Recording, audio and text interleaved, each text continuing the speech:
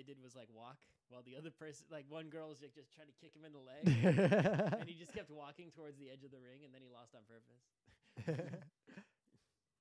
All right, guess we're good to go. He actually did wrestle. There was one guy who actually was like a 400-pound, 300 or 400-pound like fat New York dude who actually tried to wrestle the smaller guy, and he just rolled him over. Like, whoop. All right.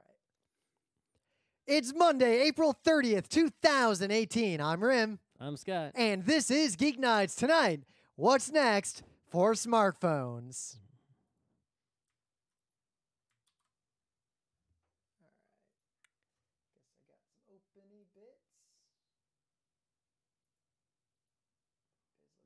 This guy apparently does a lot of Woo, woo, woo. large,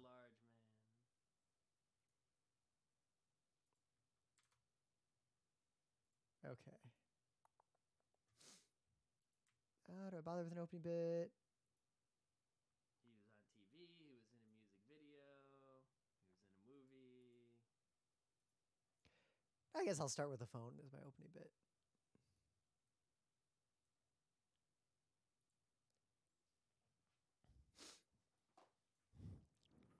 So as you all know, I very much don't like large cell phones. Like if I could get a phone that was the size of my old Palm Pre, but had the capabilities of a modern smartphone, I'd be very much for it. It just doesn't make any sense, right? Is in the earliest days, they came with the iPod, and then they're like, smaller, smaller, smaller. Let's make this as small as we can. And then we got that iPod Nano, and everyone which was, and everyone was like, common sense. Yes, I would like to carry around more things in less space. iPod Nano, iPod Shuffle. Let's go as small as we can go. We don't want to carry around a big, heavy fucking thing. And then the iPhone came out, and then they're like, iPhone 3G, smaller. iPhone 4, smaller. iPhone 5, smaller. And all these other companies were like, we make them bigger. And why did they make them bigger? It wasn't because bigger is actually better. It's because they did not have the miniaturization. It's hard to make something small. Yeah. They did not have the advanced hardware miniaturization technology that Apple had. So, but they did have was marketing technology, and they just convinced people that bigger screen, guys. Yeah, we can't make our battery any smaller. So, but we're not going to tell you that. Just bigger is better, and then. So people believe bigger is better because they're stupid Americans. But I have also found that in general, most of the preference I see for large phones stems from a combination of untreated vision problems, people who don't have a computer, their smartphone is the only computing device they own, and they literally use it for everything. Those are primarily the two. People who say they have big hands but actually don't. If you actually measure their hand, they just think they have a big hand. Well, never mind. There's that UX study that showed across the board, phones above a certain size, which that size, by the way, is not much bigger than my tiny phone right now, are objectively slower for even expert users to interact with because the thumb can't get all the way across. Yep. So I guess the other reason I've seen is a lot of the people we know are friends who are like, oh, I like a big phone, and these are people who should know better. I mean, obviously, there's some personal preference. Like some people, I guess if you're not carrying your phone, if you're using it as a tablet, if you're just putting it in a car, it doesn't go in a but that's it. It doesn't go in a pocket. Almost everyone I know who has a giant-ass phone is not walking long distances mobile every single day like we do here in New York. A lot of people put their phone in a bag instead of in their pocket. Like we all get, so at work we had a really important meeting. People don't carry their phone with them at all possible times like it is an appendage of their body. Yeah, no. Like, where's your phone? Oh, somewhere else. It's like, maybe if it wasn't such a big fucking ass thing, you would have it all the time. Like you should. So anyway, the problem with this is that I want a small phone, and we hit this point where most Android phones got really, really big. Like starting with the Nexus 5 and onward, they're just gigantic. But you've heard me say this before. I did find the perfect phone a few years ago. I got the Sony Xperia iPhone SE Z5 Compact because I don't enjoy the Apple experience, and I'm already too deep into the Android ecosystem. So iPhone is an option that I continue to exclude. And a lot of my friends who have iPhones, except for Scott, seem to periodically run into weird complaints that I do not have with Android. Random stuff. Like the other day, so in Android, my Android Google keyboard has a really easy way to automatically insert GIFs into anything. Yeah, I have Gboard it's an app you get in the App Store. It gives you the Google keyboard. Yeah, on the iPhone. so Multiple people we know who have iPhones don't know they can install the Google keyboard. Well, Things like just that. because they're stupid doesn't mean. Well, they don't know better. It's an app called Gboard. I use the Google keyboard. The only time it doesn't. And in fact, the iPhone is so smart that the Gboard actually communicates with Google, right, networking wise. So Apple does not allow custom keyboards to appear whenever you're in a password prompt. It forces it to be the local only, no network communication Apple iPhone. And then it switches back to the Google keyboard for any other inputs. So that way nobody, if you were to say install an evil custom keyboard app, it couldn't spy on you. Because in the OS, it will not allow a custom keyboard on a password prompt. So it's so smart. The Z5 Compact was pretty much the best physically put together Android phone for a long time. Now, the problem with it is that it's a Sony, so it's boutique and it was a little expensive. But the benefit was it was straight up waterproof, which I tested. I used it in water. You just dunked it in a bucket. I brought it with me in the shower. I brought it into dump it in a bucket of water. It's fully submerged and see what happens. I swam with it in a pool and took pictures underwater. All right. Can I take it and dump it in a bucket after the show? My old phone? Yeah, it's fine. I'll put it in a glass of water right now. It's totally fine. All right. The battery also lasted 2 full days. Let's post a photo of it playing like a YouTube video while it's in the cup of water. I mean, this isn't that unknown. There was a waterproof phone. We'll see. What do you mean we'll see? We'll see. Okay. Anyway. So wait, you said your old phone, but you're not going to put your new phone in a cup of water? So that old phone was the most waterproofest phone that anyone's really ever made. And most of them have walked it back to water resistant, I think IP68. There's 2 IP whatever ratings that they've got. So my new phone should survive submersion, but is not recommended to submerge as opposed to the previous phone, which they were like, fucking take pictures with it underwater. It's fine. It is waterproof. And while they got sued over that, I looked into the details. It was only not waterproof if you futzed with it or if you opened this little door on the side of it that was sealed that held the SIM card. Which would not open unless you really picked at it. But anyway, this phone sometimes they're waterproof, but then if you push a button, pressing the button sort of breaks the seals the around the Pebble button had that problem. for a second. The Pebble was waterproof unless you pushed a button, and then it was no longer waterproof. Yeah. But this phone was brilliant, and the problem was it's well over 2 years old, and the battery started running out. And unlike the iPhones, which were just throttling your speed so the battery would still last all day without telling you, this was an Android phone, so the battery just ran out faster and faster and faster. Oh, which one of these things is preferable? But I can configure it. I could tell it to throttle itself. It was configurable. That's the difference in the Android ecosystem. People complain they added a switch for that in the iPhone. I did not touch it. I left it the way it was. Yep. But the phone's starting to wear out because it's 2.5 years old. And I can go to the Apple store and just get a new battery. Well, yeah. $0. $0? How long after you bought the phone? Or do you have Apple Care full on or whatever? I get Apple Care. No. But what do you pay for that? It's not $0. That's that Apple Care cost. It's included because I got the iPhone upgrade program. Oh, yeah, but how much does that cost compared to just buying an iPhone? $0 extra. $0 extra. If you were to buy the iPhone outright and then buy Apple Care, that would cost you extra money. If you get the upgrade plan, you're basically financing the phone at 0% interest over 2 years. Yeah. And then you get free Apple Care, and you're only paying the price of the phone just on monthly installments. But you lose the resale value of the previous phone, I assume. So it's probably... don't think I've ever sold a previous phone. Well, normal people do. They usually just, if they don't break their phone, they sell it. I don't do that. Actually, I usually just give it to someone I know. Yeah. Well, that's because we got money, so don't really worry about that. Also, the thing is the resale, if you use the upgrade plan and you actually... I was going to do the upgrade, but then they didn't release a better enough iPhone last year. So that's the only problem with the upgrade plan. But you turn in the old phone, which gets automatically fully repaired by Apple Care before you turn it in. So you go use the Apple Care. You're like, can I have a brand new screen and a brand new battery, please, to make sure the resale value of my phone is perfect? Thank you. All right, now I'm giving you the phone back, and you're using the value of that phone towards the next iPhone that I'm upgrading. So the next iPhone you upgrade to now costs you less because you turned in the old one to Apple. So I did my research to see if in the 2.5 years since I last bought a phone, anything had changed. The answer was no. Only Sony makes small Android phones that are good, and only Sony has good hardware design for small phones.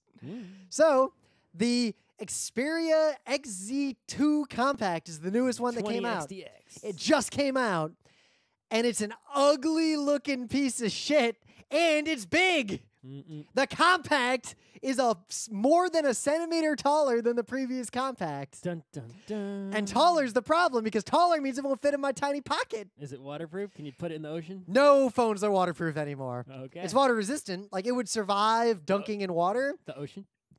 Probably for a short amount of time. Mm. But, and I don't want to get into the details of what those different IP whatever certifications Can mean. I put it inside a walrus and take it out? I mean, or a walrus? A hippo.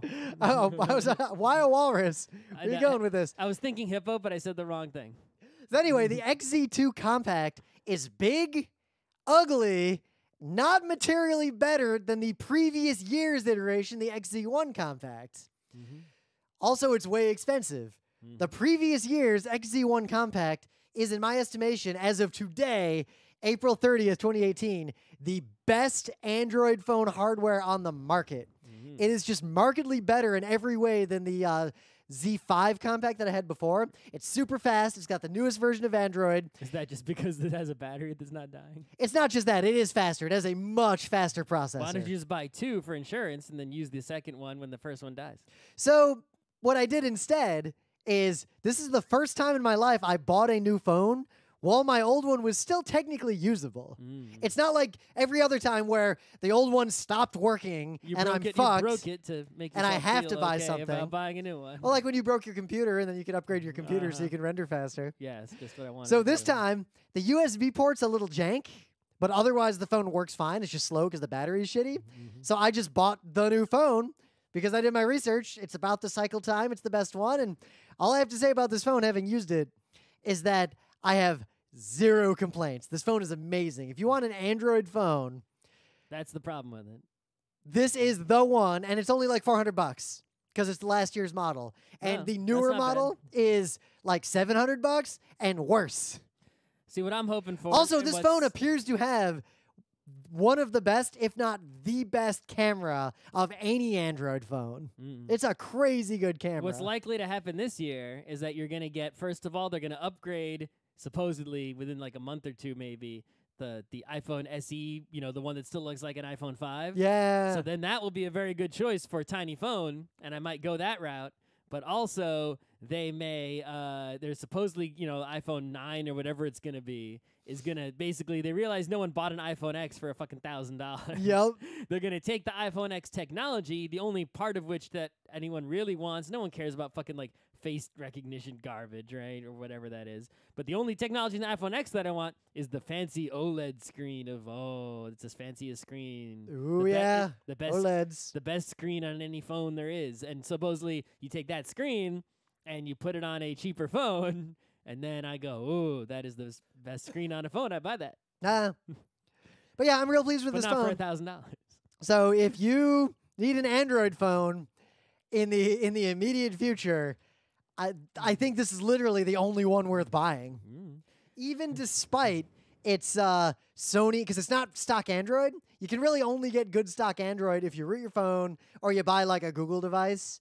But all like a Nexus whatevers or whatever those turned into. But all those phones are gigantic monsters, so it's not worth it. And the Sony like branded Android is 99% to Android. Like none of the Sony shit gets in my way. You can disable the few things it actually does, and it's pretty much just normal Android, and it gets updates constantly. So just because it's Tech Monday, I can make this aside about technology. So OLEDs, if people don't know, so normal screens for any kind of screen, whether it's a phone or a TV or whatever, right? Most screens these days are LED screens. There's a sheet of, LCD liquid crystals that change colors. Yep. And then in order to see the image that's being generated on the screen, basically there's a light bulb behind there that shines through. And basically that light bulb is if the TV's on or the phone is on, the light bulb is on. Yep. And the better screens these days don't use light bulbs, they use LEDs to light them up. That's what someone means when they say an LED TV. But it's still just LEDs that are on all the time with white light. Right, it's still just an LCD screen. It's the same screen as an old screen. It just has LEDs, a different light bulb, a better light bulb, right? So it's a better image. An OLED screen is an organic LED, right? So basically what those do is in the screen itself, in the LCD part, the pixels each have their own light. They light up individually, which means that the pixels that are dark are dark. You know when you look at a TV and you see that even in the black area, it's sort of gray because you got this light shining through, right? And that's what makes the image and the contrast ratio kind of crappy and hazy and not as awesome as a movie theater, right? But an OLED screen is like only the pixels that are lit up, and the other ones are pitch fucking black, and it looks incredible. It's the best image like screen you can get since like plasma screens. They ain't cheap.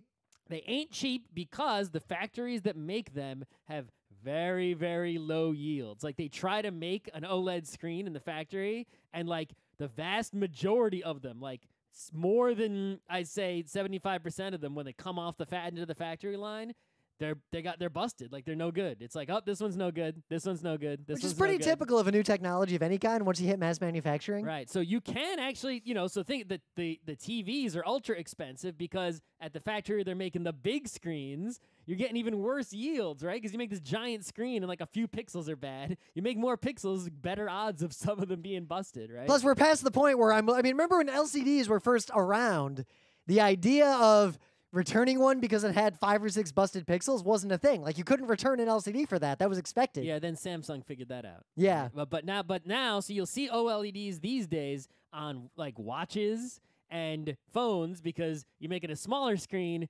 More of the screens you make will turn out to be good because they're smaller. You have a better shot of not fucking up any parts of it when you're making something smaller. But as fewer pixels smaller, not miniaturized smaller. Right.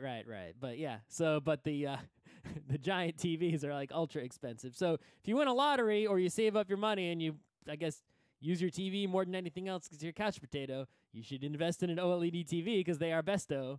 And that's why I want an OLED phone.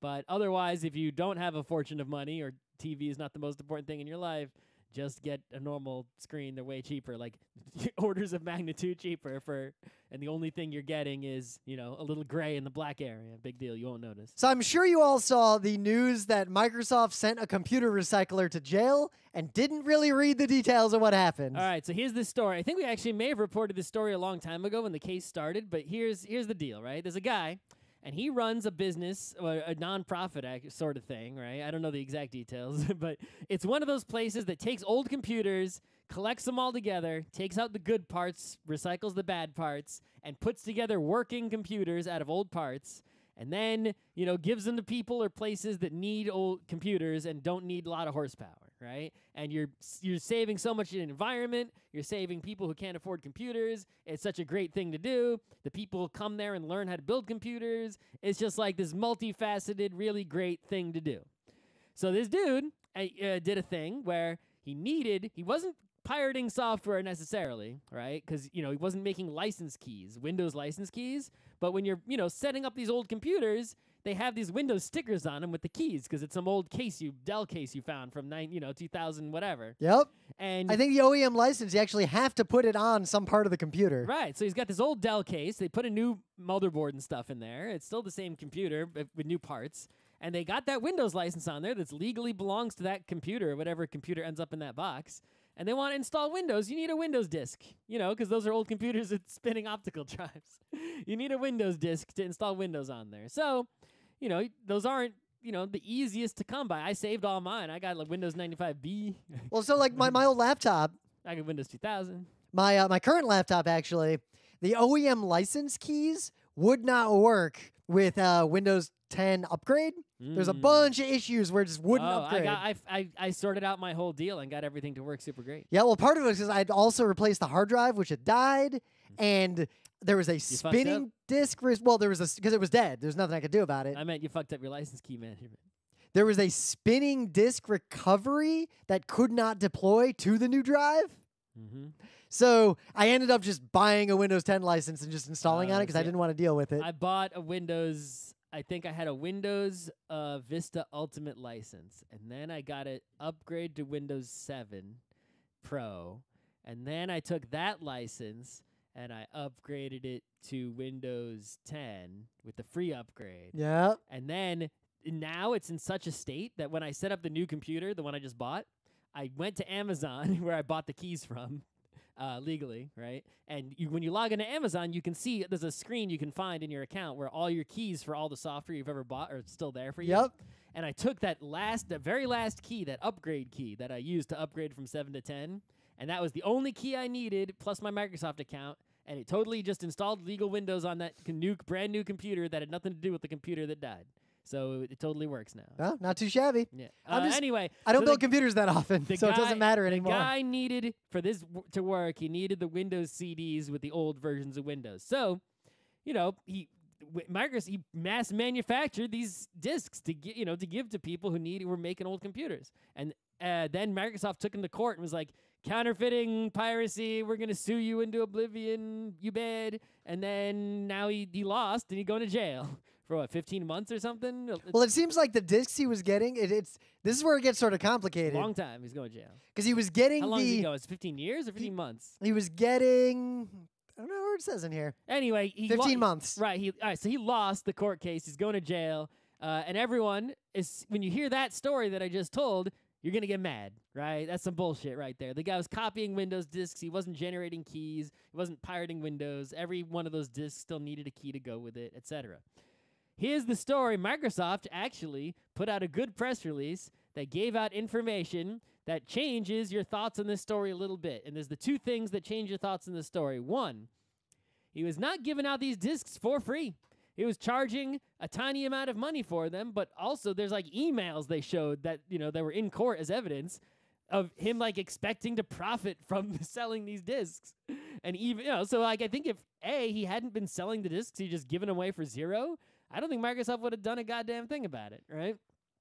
It's because he was charging money for them, even though he was, not selling the keys, only the copies of the software, right?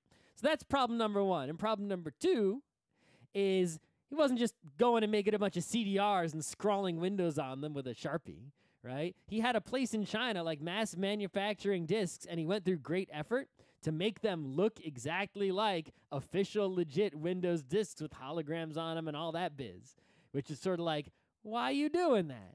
Now, it looks like they were... if you were really just trying to help people... right? Get computers working. Wouldn't you just take the one good disk you have and just just make crappy CDRs and scrawl Windows on them with a Sharpie and give them out to everybody, right? So that's the reason Microsoft went after him. But he still wasn't copying keys, he wasn't making... Well, he was copying manufacturers, like OEMs, restore disks. Right, so it's like he wasn't still copying... The disks were still useless without giving Microsoft money, right? So it's not necessarily this clear-cut thing where Microsoft is bad. It's sort of like a half-and-half situation where, like, yeah, he wasn't actually... The disks are still useless without giving Microsoft money. He wasn't necessarily pirating the software. But also, he was sort of... Why was he counterfeiting the disks so heavily and also not charging $0 for them? Yep. Right. And it looks, I haven't read too deeply, but it looks like there's even more. He might have been selling those discs to other PC recyclers. Yeah, that's what he was doing. Yeah, as opposed to just using them to recycle PCs himself. Yeah, no, right? He was selling them to other people who were in this. I don't know if he was recycling also business. recycling PCs or if he was just no, he was selling also these recycling discs. them, but also selling the. Yeah. I guess the moral is each recycling place only needs like one disk per like employee. Right? Because, you build a computer, you install Windows, and you just don't want to have to share the same, you can using the same disk on every computer.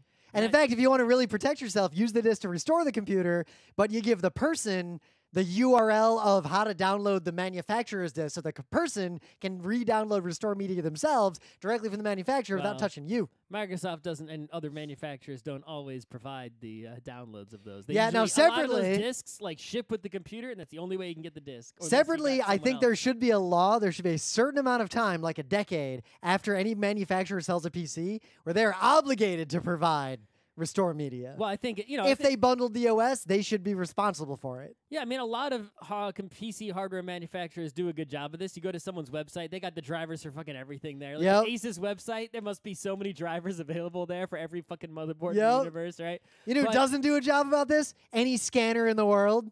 Like every time Windows updates, we'll just throw away our scanners. If you get a Canon or a Brother, those websites have all the yeah, they have drivers for like Windows 7 that don't work in Windows 10. Oh, they don't update. They're not supporting and providing drivers for newer OSs. Yep. That's true, yeah. But I guess the real moral here is when you see a story like this making the rounds and there's a very outrage-worthy headline, do at least a cursory read of the article, because almost everyone I've talked about this issue with. Well, because the thing is, a lot of the articles that came out were only telling that first half of the story, and it was only after, like, we told this story way back when it was new, and it was only that first half. We didn't hear the other side. Yeah. And only now, the dude was sentenced, and then people told that same first half of the story again, and there was a first round of articles, and then Microsoft made a statement, and then we got a second round of articles with that second half of the story only now. So it's like you didn't hear the whole story right away, so you got to wait for, it's like you got to wait till you know everything that was all those details, because, even people who saw that story didn't bother to go read the court filings and look at the evidence or anything. Yep. Right? So some other news. If you haven't noticed, there's been a lot of talk about how cable TV and just TV services in general are completely tanking. Of course. Because we talked about this since we lived in That's Deacon. not new. So what's new is that Comcast in particular, this partly, it's not just to illustrate what Comcast is doing, because Comcast has always been a pretty terrible company. The worst one. It's the worst one. But it's more to show what the stakes are and like why the industry is structured the way it is and why everything that's happening around this question is happening. Basically, Comcast is increasing the speed of their internet in a bunch of places.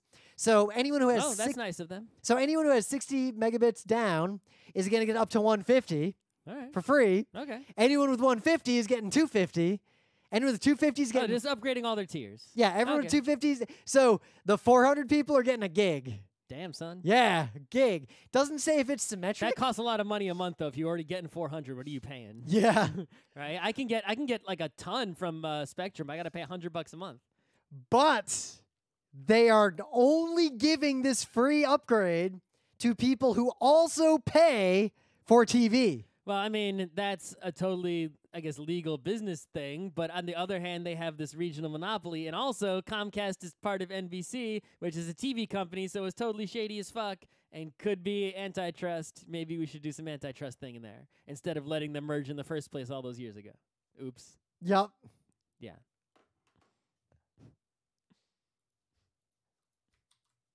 All right. Let me check really quick. Someone called. Oh, we got a super chat. A what? Mohammed says, am I the first person to send a super chat on the stream? You paid money to pop up at the top. You are not the first person. You're the third person ever to pay money. Why would you pay money? To find out how we react right now. This is what you get. This is what your $5 got you. Nothing. You got you. Why would you do that? You could have bought a bagel with like a bunch of stuff on it for $5. You could have bought a bacon, egg, and cheese for $5. Bacon, egg, and cheese near my new work was inferior to the one near my old work, but it cost less. It was $4 instead of $4 and change. But the bagel was sad. Yep. It was not as sad as bagel in another city, but it was a steamed New York bagel. So better than a bagel from like Boston, but not as good as a real bagel. I got to find a better place. All right, I'm just looking to see if I got a phone call from New York. Oh no. People it's rarely probably call someone me. speaking in Chinese trying to tell you something about the consulate. Probably. There's a lot of those these days. That was making the rounds. It's making the rounds hardcore. Even with my Hiya app, I got 2 today. They leave a voicemail. That's the worst part. That one leaves. The other ones don't leave a voicemail. That one does. Yeah, luckily most of them, they come from the area code of where I bought the phone upstate. And I don't know anyone. I get all these 212s that are from New York. Originally, it was the phone number of the Chinese consulate, who is someone hopefully I will never have to call, so it's okay to block that number. Yeah. And hopefully someone who will never call me. Right? But I got a Chinese consulate of New York. But they were spoofing that exact phone number when they called Chinese people. And that's why, it helped their scam. It must be a scam that works because they keep using it. Okay, it's not any of the people. Whatever. Probably a scam.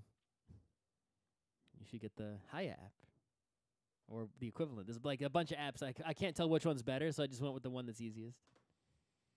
I don't think there's any value in having more than one because they pretty much all have the same database of blocking, right? The Hiya one is like crowdsourced. It's like you'll go and you'll copy and paste a phone number into it, and then you'll see all those other people going, "Oh, Chinese scam," and then it's a scam. All right. But yeah, the stakes here for these cable companies is basically that they if they don't, they need to boost the numbers of humans they can say have TV, or else the entire thing breaks. Good. Fuck them. Meaning that they will very often, like, they will do anything to get you, even if you don't pay for it, to have the TV service. And it'll be real interesting to see this all collapse in the near term. Well, I mean, advertising has always been this sort of, fraud situation where people like lie about numbers or use numbers that are technically true, to like, because you're trying to sell ads, you're trying to make someone else buy ads, right? You're an ad seller. You have inventory. You're like, buy an ad on my website. We have X uniques. We have X views. You have X impressions. You're always trying to inflate. Our newsletter has this many subscribers. How many of those are fake? I'm just saying that so many subscribers we have. And you're not technically lying, so you can't be sued for fraud, even though it totally is a fraud because the meanings of those numbers are totally, right? You're not telling the person, here is how much money, how much you'll actually get in return for the ad that you are buying. No one ever tells you that. And you would never buy the ad at the price they're selling it for. So, ratings on TV are simply the same exact thing. This many people watch our TV show, actually. This guy on Twitch has like 7,000 people watching him all day long, every day. How many people actually watch that baseball game? Yep, that's why esports is so terrifying to a lot of industries, because it's not a million. You can see exactly how many people are watching, and it turns out it's a lot of people in some cases. It turns out it's a lot of people, but also it turns out that that number nowhere near approaches the numbers that like Nielsen ratings say they're getting, but the Nielsen rating numbers are actually they're that inflated, they're actually like less, right? It's like we see how many people are watching League of Legends Championship. We know that that's bigger than like, some baseball playoff game. Yet the baseball playoff game is claiming to have these millions and millions of viewers, but it's probably just because the way they're counting is fraudulent. Yep. And if they counted the same way the League of Legends people counted, you would see that they're smaller, and then the whole can of worms collapses. There goes, we see the man behind the curtain. Then they're in trouble. All right. I think that's enough for the front bit. We pay for Rim, not for Scott. Five bagels. It was worth 5 bagels. It was worth 5 bagels? That's pretty sad if you just Rim recognizing your existence was worth more than eating a delicious sandwich. I paid. Which could not only sate your hunger and delight your taste buds, but also $5 will barely I guess that's all it does. $5 will barely buy a crappy sandwich for lunch in Midtown. Don't go to Midtown. But I work in Midtown. You could buy a whole bag of cookies. Yeah. You could buy a cookie lunch. You could buy a box of ice cream. You could just buy a tub of lard. All right. You could buy some cheese for $5. Ooh. But anyway, things of the day. What do you got? What was this? Immune cells? Yeah. So this is, I don't know how the hell they imaged this, which is really the amazing part of this, right? But they took a zebrafish, and they went to the zebrafish's inner ear, right? And they somehow captured imagery of the cells in the zebrafish's inner ear. So we got like super microscope action. You're seeing individual cells moving around, right? And it's also moving. It's not like some dead cells on a plate with some electron microscope. This is video of living cells moving the fuck around, and they're immune cells. So you're seeing immune cells in the inner ear of a zebrafish moving around, immunifying, I guess. I don't know what the hell is going on. But holy shit, look at that. It's moving cells on a video. Have you ever fucking seen that in your life? No. And that makes it thing of the day. That's pretty cool. So this was making the rounds periodically, and I guess I just never bumped into it until now. But it's a little over-sensationalized. But the gist of it is, it's an accessory for the Game Boy, ostensibly the original Game Boy, called Pedicidate. And all right. Like the Game Boy with Tetris. Yep. Okay. And but integrated with a contraption that will administer nitrous oxide and knock you out while you're playing a game. I mean, I did have an orthodontist who had plenty of Game Boys. I played many Metroid 2s and Link's Awakenings in that orthodontist office. So the argument here was that... But it was just Game Boy. It did not have any accessory attached. Yep, it's an integration of, you take a gaming system like the Game Boy that a kid would be used to, and you couple it with what is basically just glorified headphones and a gas mask. So I don't understand why it needed to be an accessory. What did it accomplish by connecting to the Game Boy? You could have just given a kid a Game Boy and then also administered the nitrous oxide while they're distracted by the Game Boy. What do you need to attach the delivery mechanism to the Game Boy for? So the kid's controlling the release with the Game Boy? Nope, it doesn't. It's the only point of integration, as far as I can tell, looking at this thing, is it's just headphones with a gas thing.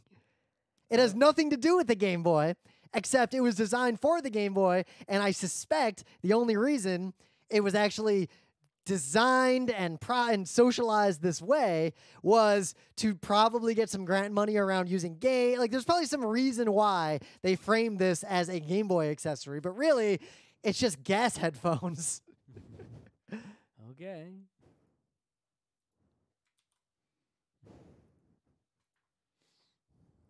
So it didn't even plug into any hole other than the headphone hole? Nope, just headphone hole. You could have just plugged it into like a CD player. Yeah, exactly.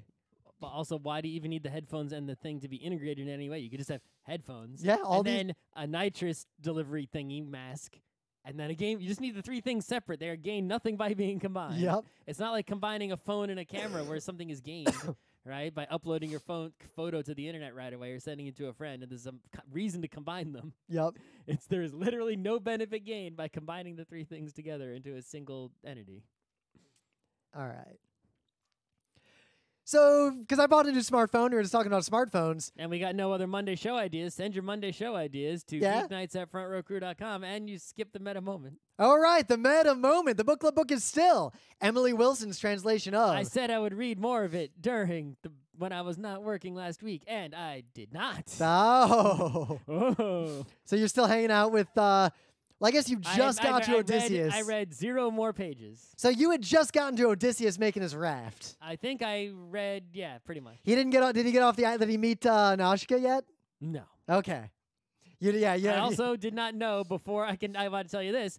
I did not know. I knew Nausicaa was only a Miyazaki character to me. See, I've noticed I did not know that name came from anywhere. It really seems like most people who studied the Odyssey in high school only read specific excerpts from it, because so many people have said to me that they didn't know it started with Telemachus. I knew that. And because I had the puppet. They don't know about characters like Nausicaa, because I didn't know about Nausicaa until they say everyone seems to start with like the Cyclops stuff and like a couple of bits of Odysseus' story. Thing actually, and skip the the thing rest. that taught me the most about the Odyssey when I was young was not any class in school or anything like that. Yeah. It was a multi-part DuckTales episode, Oh, almost movie. Yeah. In which they dealt with the I don't know if the Cyclops was in it, but there was the whirlpool. They sailed in between like a Colossus, and then they got to Circe, who was just magic at dispel in a place, and I think there were also sirens. Yeah. I should find that and rewatch it. Oh, yeah, that was good stuff. Otherwise... So that obviously did not include Telemachus or a wife or suitors or Nausicaa. Or hundreds and hundreds of slaves. Or a hot Calypso keeping Scrooge McDuck hostage on an island. They're not included in the DuckTales version. Just the adventuring part. So this weekend, I, without Scott, will be live for Geek Nights at ZenkaiCon. On Saturday, I'm doing my anime openers panel one last time before I retire it forever. I'll be biking in beautiful weather.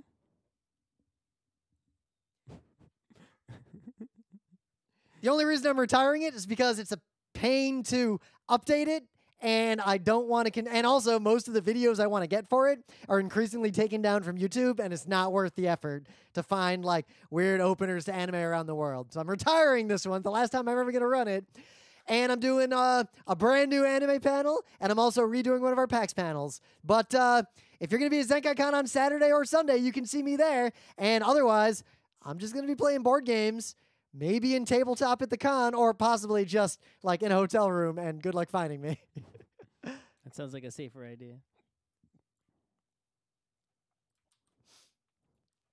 So yeah, smartphone sales, independent, kind of, well, I guess tied to all this stuff we talked about at the beginning, are dropping pretty rapidly. It's because no new phones come out that are compellingly better than the phones we got. Yep, So and why would you buy as a I new just pointed one? out, a newer iteration of a phone that I like is actually in almost every material way worse than the phone it's replacing. And simultaneously, you notice that smartwatches, after their big splash, those aren't selling well because it turns out a lot of people didn't really understand why they wanted a smartwatch. And smartwatches, by and large, have a pretty bad UX. Like, nothing's really been better than the Pebble. You can't buy the Pebble anymore.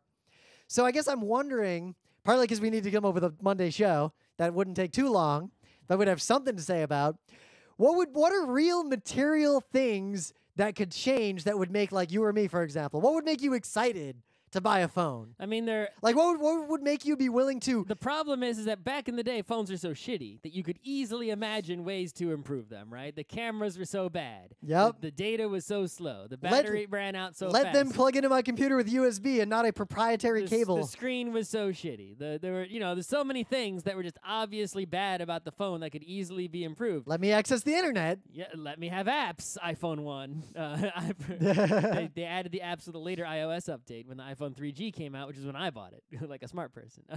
But anyway, so there's so many obvious problems. But now it's like, what can you really offer me in the next phone? We already talked about the OLED screen, but that alone is not super. It's nice, but it's not super compelling. Like, oh man, I gotta have that phone right away.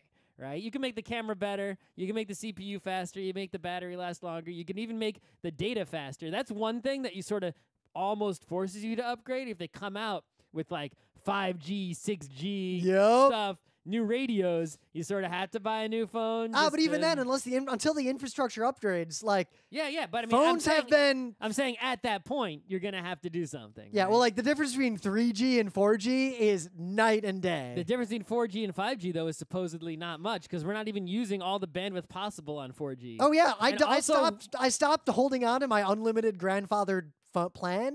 Because I'd never use more than a few gigs a month, ever. Yeah, and the other problem is that not only are the new phones coming out these days only marginally better than the previous phones, but the previous phones are still working just fine. It's not like they died and go bad. I mean, look, I just bought a new phone, but I still have my old phone for the first time. Also, the new ones, the price has gotten exorbitant. There's been sort of this decreasing returns where to make the phone a little bit better costs a fortune and more money. And it's like, well, that's not worth it. If it was like, yeah, for that nicer screen, I'd give you $50 more bucks or $100 more bucks or something like that. But not for $1,000 iPhone X. Fuck no. It's not worth for just that for a little screen and also this feature I don't care about where it looks at my face. I don't even want that. I'd probably disable it. Yep. No, I don't want that. So what could phones materially do? Because it seems like they're mostly focused on more pixels, higher quality pixels. Those are good. I mean, higher pixel density. Those are good things, but they're not. But they're not making that big a difference. But they also, considering that people want these giant phones, the ultra high res does not buy much for the average phone user. No, I mean the things that I want, for example, are. If the iPhone, the one thing you can always complain about the iPhone is that there's no SD card slot. Yeah, having an SD card slot in a phone, now that I've been used to having one. I have an SD card lightning reader, which works, but actually is kind of way slow if you have a ton of photos on there. I usually use it for putting photos from my camera into the iPad or iPhone. And when it works, like you plug the thing in the lightning hole and you put the SD card in it, and then importer shows up. It works nicely, but it's kind of slow. You have to wait for all the photos to appear. So if you took a ton of raw photos, you gotta wait. So I think the first material thing I can think of. It'd be nice if it was just like put an SD card right in the iPad or the iPhone and boop. Like, I think the next real phone revolution, like something that would actually change the market, would be if there were a battery that lasted more than a day or two. Like, that would be the killer app for most people. There are a lot of people who want that, but, I mean, that's personally never been a problem for me. It's only been, like, a minor inconvenience, because the only times my battery comes close to even going down are days where I'm out and about the whole day, which is for me rare. Usually I'm at a desk all day and my phone is plugged in whenever I'm near a thing to plug it into. And usually when I wear my phone out or when I need battery when I'm using it all day, it's because I'm doing an activity like hiking all day or biking all day with Strava. If I bike all day, I have a little cylinder, right, of battery. Yep. I fully charge it the night before. I leave my phone plugged into it. I have that same cylinder. And when I get home, my phone is still at 100% and the cylinder is not 100% empty. That cylinder holds so much energy. And it's still, that cylinder is a minor inconvenience, right? So being able to get rid of it because the battery in the phone was just so fucking awesome would be nice. Yep. But it's not worth paying more than, $50 to $100 for. Well, I guess it would be material different. I'm talking like the difference between the Pebble smartwatch and any other smartwatch. It's not the difference of, oh, it lasts 50% longer. I'm talking like, what if it lasted more than a week? Yeah, but I mean, I can still plug any week I can plug my phone in. What benefit do I actually get from the battery lasting a week? Yeah, but I noticed once I switched from my Pebble to this, it's such a minor and trivial inconvenience just to make sure I'm charging like every night, put my watch on the charger before I go to bed. Yeah. But I had The lived. thing is, that's not like an inconvenience for me. It's a habit. It's not even like a problem. True, but I carrying the cylinder is a minor problem. But I had lived for a while in a world where I would travel without even bringing a charger for my smartwatch, and because the Pebble just lasted a week plus. I don't feel like screens will really get better in a material way that would matter. And if you make them bigger, they're just laptops or tablets again. That's not really... I mean, you could, people have always tried to make that thing where you put the phone in something, right? Yeah. But so if you made a phone that was truly somehow so powerful, like it's got a 1080 and an i7 in it, that powerful that it could be your computer, then yes, that would be compelling because then I could throw away all my computers, and when I get home, I could just plug the phone in, and then I'd have monitors and keyboards on my desk, but actually, I would just have this phone, and I wouldn't have to have any desktops or HTPCs or any other computers. I could just have this one tiny thing that has the incredible horsepower of a 1080, and I do literally everything on it, and that would be terrific. And I would only need one computer instead of 1, 2, 3, 4, 5 or 6 computers that I have. Right? So that would be compelling, but that ain't coming till I'm an old man. Yep. When I'm an old man, that's how strong a phone will be. I still really want, and I feel like this will happen at some point. Maybe not even then.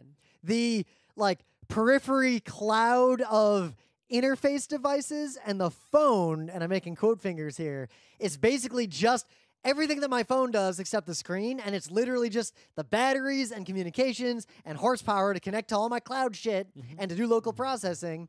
But then I carry around, I have a bunch of screens, and I use whichever one I want. Or I have a smartwatch and some glasses that's way better than Google Glass. These are the same things people always imagined, right? But, I mean, really what we got to do is get to the point where, you don't have to carry around a CPU and a video card or anything. You just have literally just glasses that are non-dorky. Yeah. Or not even any glasses. I'll take dorky.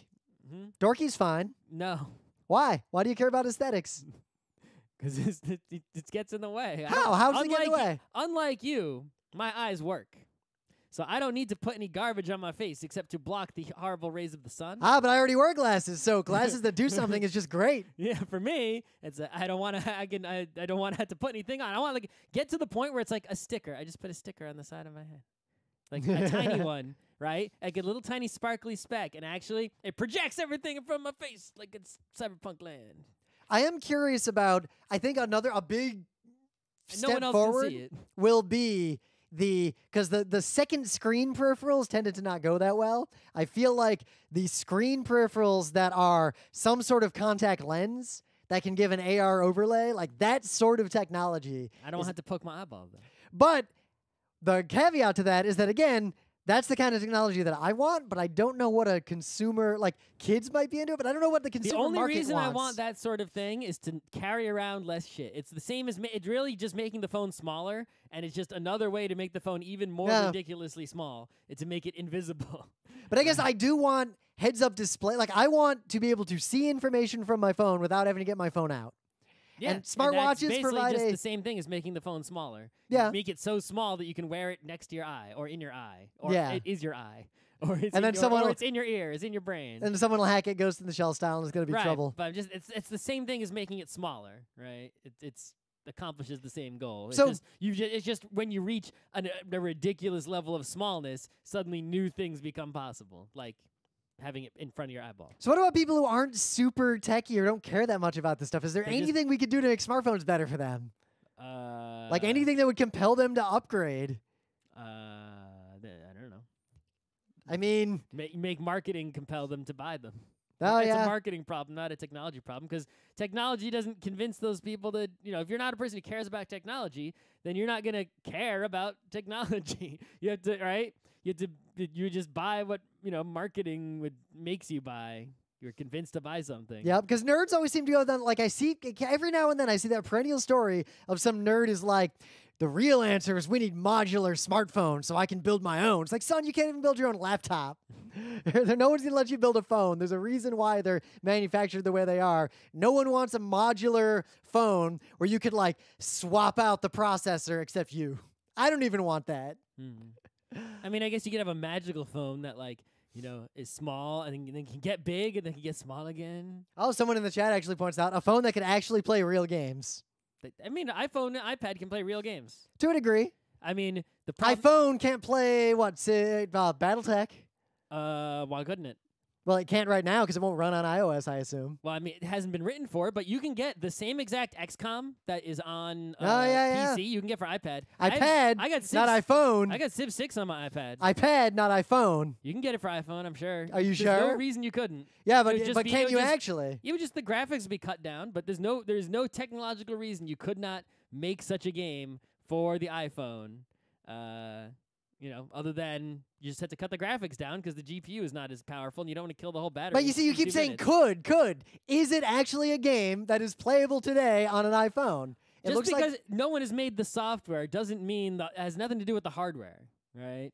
It's like, what if... Well, by that logic... That's like, by that logic, Apple computers are fine for gaming because you could run any of these games on them. I'm just saying, but there's nothing that Apple can... Right? What if I have a PC with a 1080 and he's just like, oh, well, they release a game from Mac that's ridiculous. It's like, yeah, but no one makes a good game for Mac that's not also on PC. I'm just saying, it's like, oh, it's not out on that platform, therefore, it's like, well, there's nothing the platform can do to make someone who writes software write it for that platform. That's stupid. Oh yeah, but if it doesn't exist on the platform, it doesn't exist. It's already the hardware is already capable of running the software, right?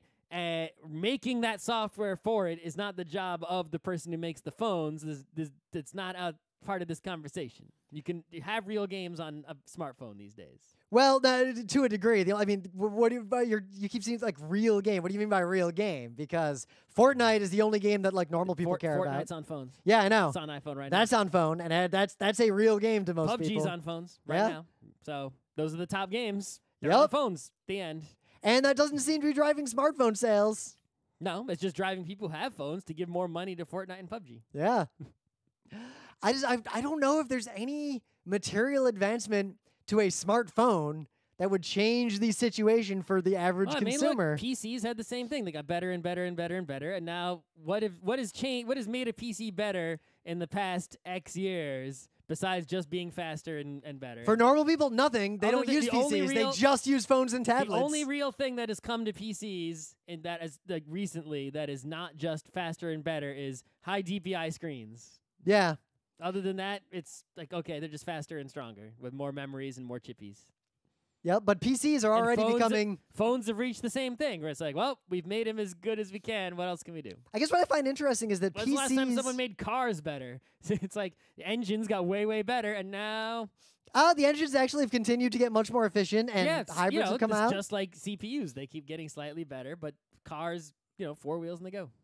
No, but there have been a lot of material changes that made make a new car today objectively superior to a car you could have bought a few years ago. But and there are good reasons to upgrade. The rate of improvement, tapers off at a certain point. The dramatic change of, say, between a 50s car and an 80s car versus the difference between a 2000s car and a 2010s car. A lot of people say wireless charging. Wireless charging has come and gone a million times in phones. It's never more convenient than just plugging it in. Right. Wireless charging is cool. We have it in certain phones. Starbucks used to have like pads you could set your phone on if it was compatible. The two problems with and it works. The problems with wireless charging is one, it's not really more convenient because you still have to put your phone in a certain spot. What's the difference between putting it on a pad and putting it near a wire? The wire is actually more convenient because you can pick up the phone and move it around. You're gonna leave it on this spot. Yep. Right.